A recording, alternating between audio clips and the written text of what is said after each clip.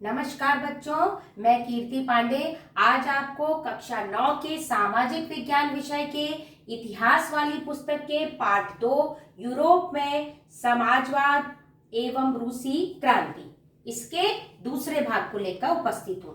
कल हमने प्रश्नोत्तर क्रम में कुछ मुख्य बिंदु इसके समझे थे। आज से हम इस पाठ को विस्तार से समझेंगे। कल भी हमने कुछ प्रमुख इसकी परिभाषाएं देखी थी जो कि बार बार इस पाठ में आएंगे, तो इसकी कुछ संक्षिप्त रूप में फिर से देख लेते हैं। उदारवादी, रेडिकल और रूढ़िवादी, ये इसमें बार बार आएंगे ये शब्द। तो उदारवादी, उस समय जो उदारवादी है उसका यह अर्थ था कि सभी धर्मों को जो कि समान आदर देते थे, ये उदारवादी लोग, और वंशानुगत शासन के घोर खिलाफ थे। वंशानुगत शासन ये नहीं चाहते थे, लेकिन ये लोकतांत्रिक शासन भी नहीं चाहते थे। क्यों? क्योंकि लोकतांत्रिक शासन व्यवस्था में सार्वभौमिक वयस्क मताधिकार होता है, जैसा कि पिछले पाठ में सिविक्स में आपने पढ़ा है। तो लोकतांत्रिक शासन नहीं था ये ऐसे समाज को चाहते थे जिसमें सार्वभौमिक वयस्क मताधिकार नहीं हो, बल्कि कुछ विशेष संपत्तिधारी लोग उन्हें ही मत देने का अधिकार हो, ऐसा ये मानते थे। आगे है रेडिकल। जो रेडिकलवादी थे ये बहुमत की सरकार के पक्ष में थी कि जिसको बहुमत मिले वही सरकार बनाए, लेकिन ये संपत्ति के केंद्रीकरण के विरोधी थे। संपत्ति रखने के तो पक्ष में थे, निजी संपत्ति के पक्ष में थे ये, लेकिन संपत्ति के केंद्रीकरण के ये विरोधी थे। फिर है रूढ़िवादी। रूढ़िवादी जो लोग थे वे अतीत का आदर किया करते थे। ये कहते थे कि जो अतीत से चली आ रही परंपराएं हैं, अतीत में जो शासन व्यवस्था है उसको वैसे ही चलाते रहना चाहिए, लेकिन जो ये परिवर्तन है वो बहुत धीमी गति से होना चाहिए। पहले तो शुरुआत में तो ये परिवर्तन के पक्ष में नहीं थे, लेकिन जब इन्होंने देखा कि समाज में परिवर्तन हो रहा है तो ये इनका मानना था कि जो ये समाज में परिवर्तन हो वो धीरे धीरे करके हो, लेकिन वे अतीत की जो शासन व्यवस्था थी, अतीत की जो परंपराएं थी उसका बहुत ज्यादा सम्मान करती थी। आगे है औद्योगिक समाज और सामाजिक परिवर्तन। ये वो दौर था जो कि औद्योगिक क्रांति का युग था। औद्योगिक क्रांति के समय क्या हुआ कि शहरों का विकास हो गया और रेलवे लाइन, सड़क व्यवस्था, यातायात की सुविधा ये बढ़ गई और उद्योगों की स्थापना हुई।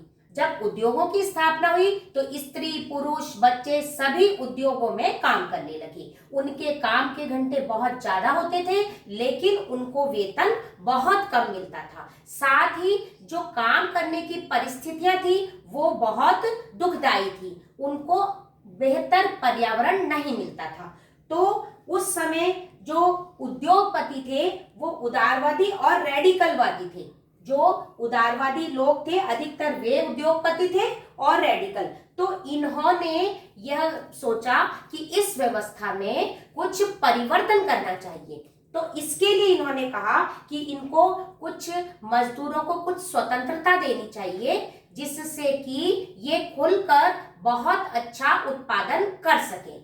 निजी संपत्ति के पक्षधर थे कि निजी संपत्ति जब होगी तभी समाज का विकास होगा। तो ऐसा इन्होंने विचार व्यक्त किया और बहुत बड़े पैमाने पर यूरोप के लोग उनकी बात से सहमत हो गए और कुछ उदारवादी खेमे में चले गए, कुछ रेडिकल खेमे में चले गए। आगे था कि यूरोप में समाजवाद का आना। तो ऐसी परिस्थिति में जब मजदूरों का शोषण हो रहा था तो उस समय यूरोप में समाजवाद आया, समाजवादी विचारधारा ने जन्म लिया।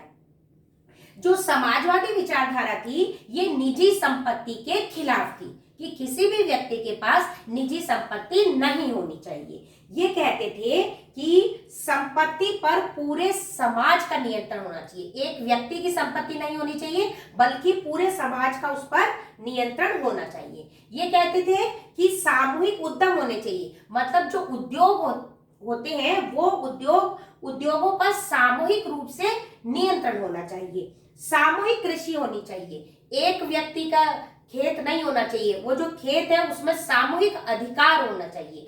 तो उनका ये मानना था कि ऐसा काम क्या है कि लोगों की सहमति से नहीं होगा, तो इसलिए सरकार को इस पर नियम बनाने चाहिए, सरकार को यह व्यवस्था रखनी चाहिए कि सामूहिक उद्योग हो, सामूहिक कृषि हो। तो इस विषय पर सबसे पहले विस्तृत विचार जो रखे कार्ल मार्क्स और फ्रेडरिक एंगल्स ने। इन्होंने ये कहा कि जो औद्योगिक व्यवस्था है ये पूंजीवादी व्यवस्था है। इसमें क्या होता है कि कुछ लोगों के पास संपत्ति केंद्रित होती है और जो मजदूर होते हैं उनका शोषण होता जाता है, और जो उद्योगपति होते हैं वो मजदूरों के किए हुए काम पर दिन प्रतिदिन तरक्की करते रहते हैं, लेकिन मजदूरों का वेतन नहीं बढ़ता है। मजदूरों को अच्छी परिस्थितियां, बेहतर परिस्थितियां वो जो पूंजीपति है वो मुहैया नहीं कराते हैं। तो इसके लिए उन्होंने कहा कि मजदूरों को एकजुट हो जाना चाहिए और मजदूरों को साम्यवादी व्यवस्था, जिसे कि कम्युनिस्ट व्यवस्था कहते हैं, इसका समर्थन करना, मतलब इसे लाना चाहिए।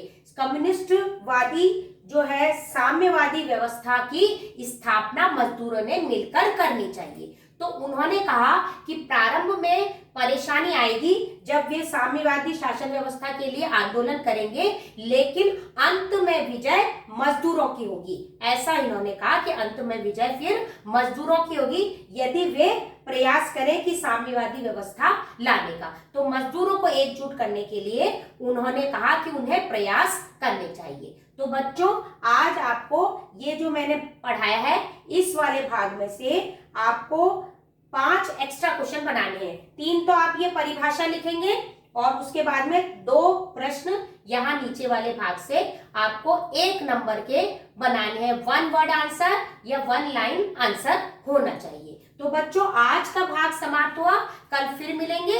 धन्यवाद बच्चों।